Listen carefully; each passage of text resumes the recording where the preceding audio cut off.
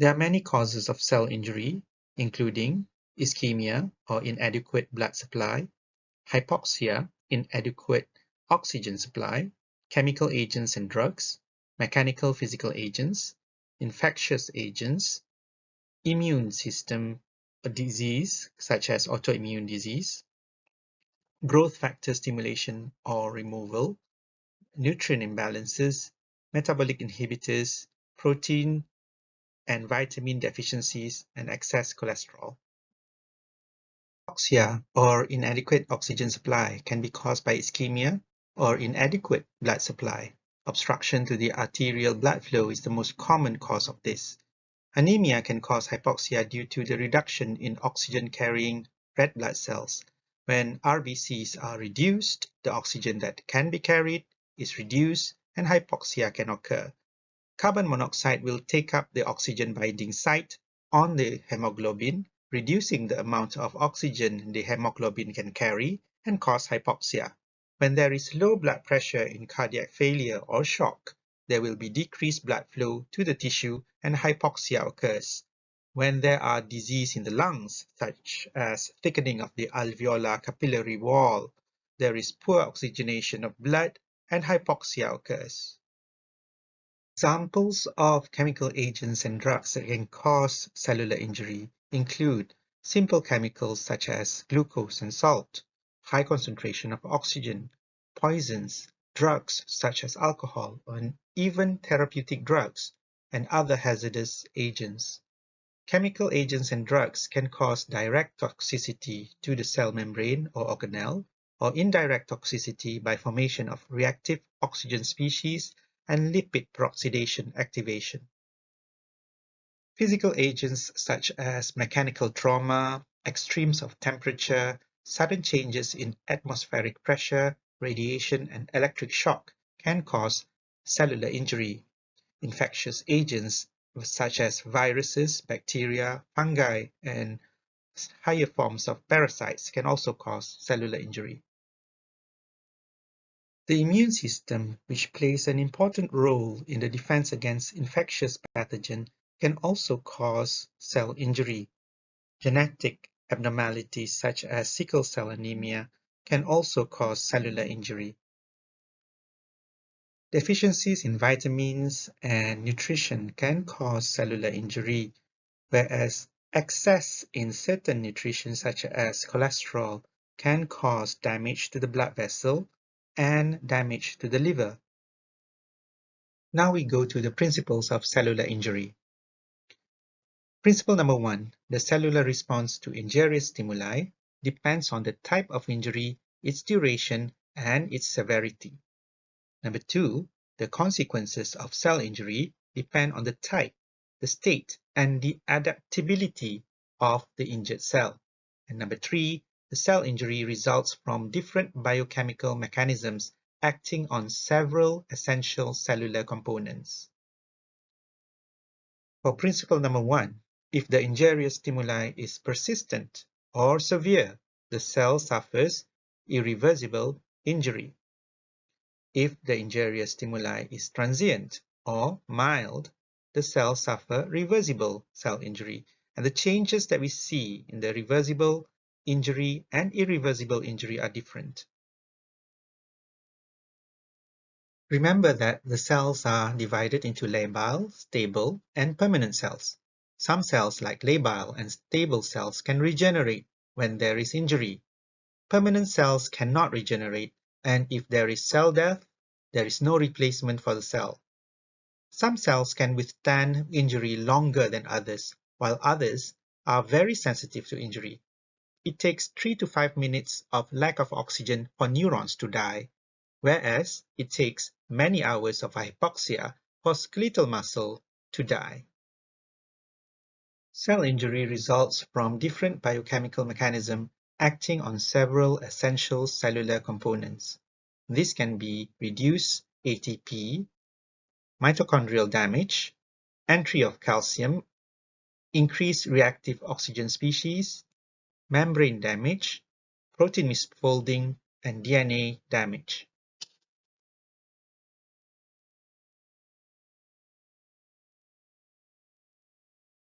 Cell injury results from abnormalities in one or more essential cellular components.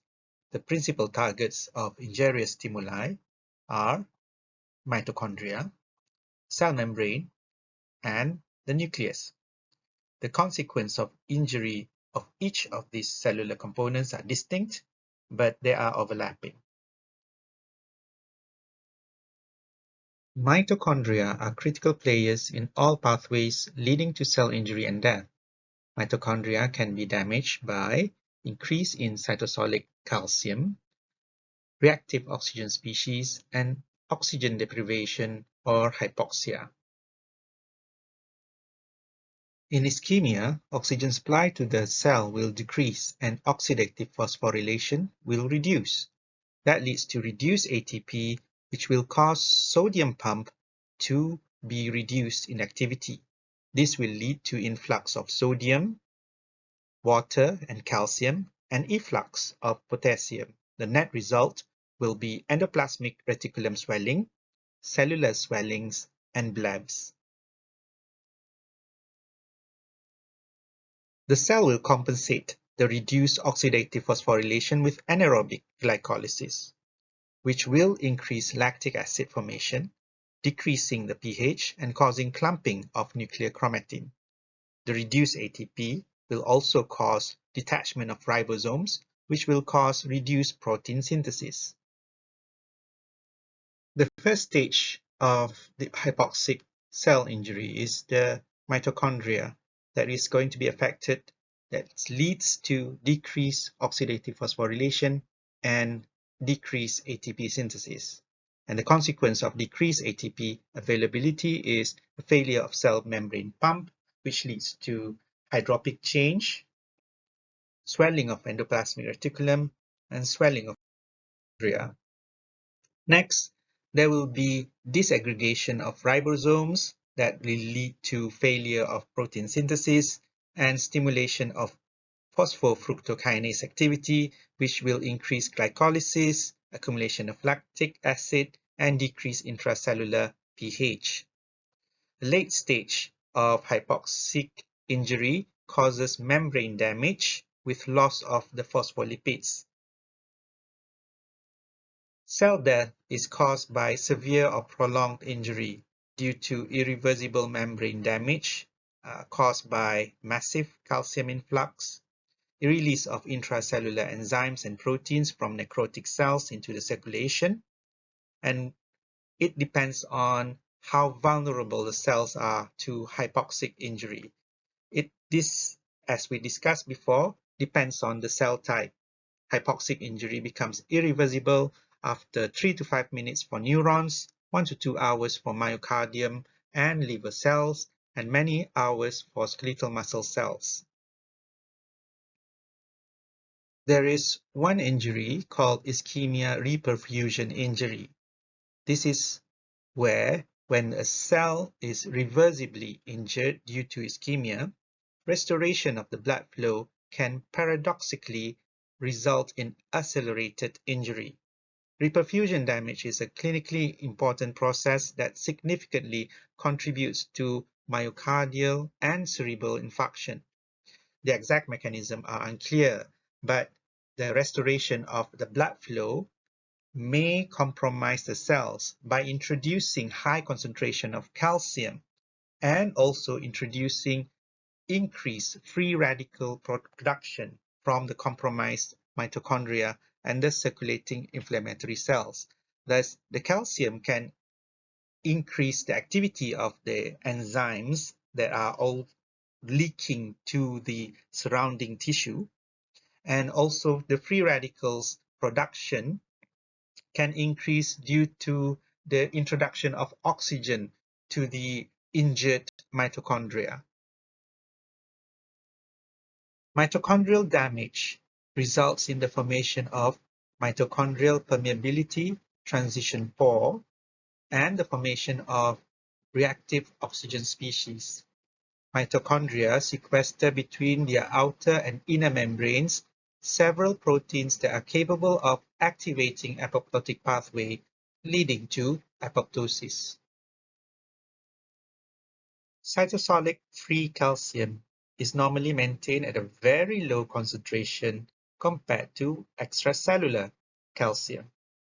Ischemia and several toxins can cause an increase in the cytosolic calcium concentration, initially releasing calcium from intracellular stores, and later due to increased influx across the plasma membrane. Several mechanisms are activated. Increased calcium will activate phospholipase, and that will lead to increase in membrane damage. It can also activate protease, endonuclease, and ATPase, and this will lead to membrane damage, nuclear damage, and decreased ATP. Increased calcium also increases mitochondrial permeability that triggers apoptosis. Accumulation of oxygen-derived free radicals or oxidative stress is an important mechanism of cell damage in many pathologic conditions such as radiation, toxins, and ischemia-reperfusion injury. Free radicals are chemical species that have single unpaired electron that are highly reactive and can attack molecules such as protein, lipids, and DNA, and this can cause damage and injury to the cell membrane and to the nuclei. The reactive oxygen species are produced normally in cells during mitochondrial respiration and energy generation, but they are degraded and removed by cellular defense systems such as the superoxide dismutase, glutathione peroxidase, and catalase. Thus, cells are able to maintain a steady state in which free radicals may be present at low concentration but do not cause damage.